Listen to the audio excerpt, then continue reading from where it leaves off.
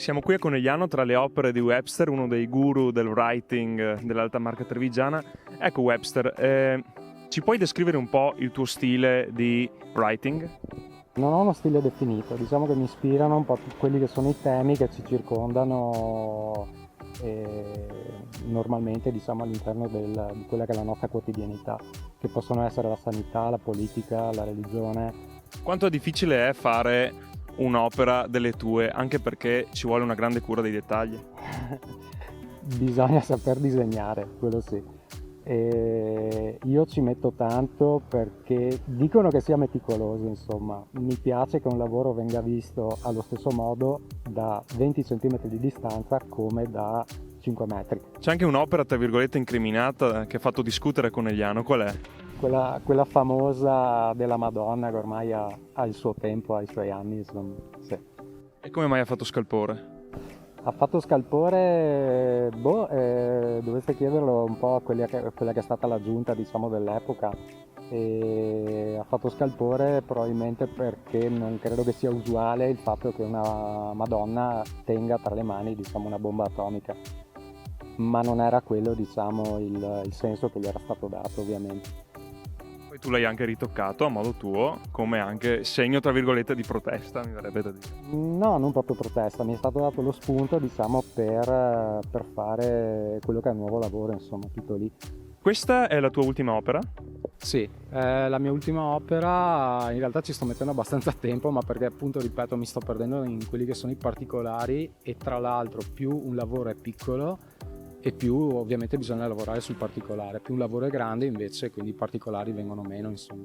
Questo è in scala 1:1, per cui ovviamente si lavora sul piccolo. E invece questo ce lo vuoi descrivere un attimo? Sì, questo qua è legato, diciamo, a quella che è la mala sanità a livello, diciamo, di ospedali, cliniche e compagnia bella.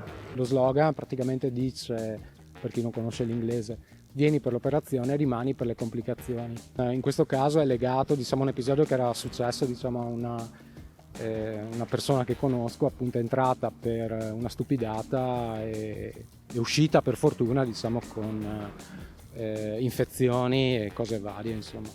Qui invece abbiamo un ratto? Sì, abbiamo un ratto, vabbè, a parte il fatto che mi piacciono i ratti, però indipendentemente da quello, il ratto in questo caso è utilizzato perché è un lavoro che riguarda, diciamo, quelli che sono i test che vengono fatti sugli animali per i prodotti, diciamo, della cosmesi.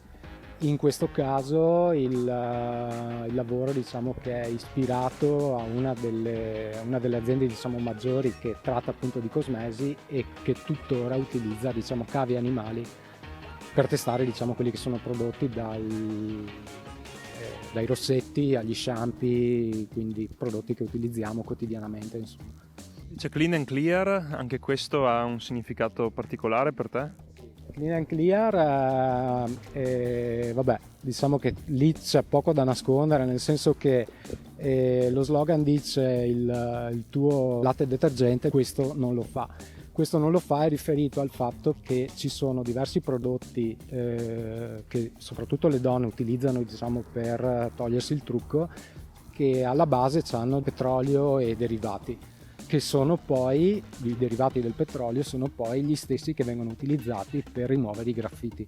Ecco, come vedi il movimento del writing rispetto a una volta?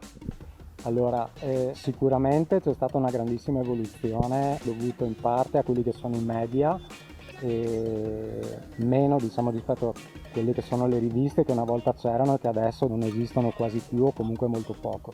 Una grande parte sicuramente in questa impennata della street art e del writing, anche se in maniera, diciamo, minore, ce l'ha avuta sicuramente grazie a Banksy, che ovviamente tutti conoscono.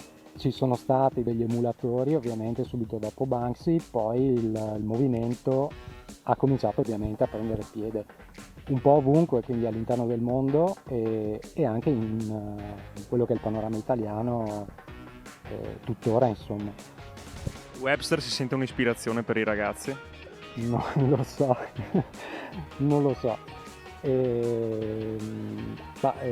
Lo spero, diciamo, un'ispirazione in positivo nel caso. Speriamo che sia così.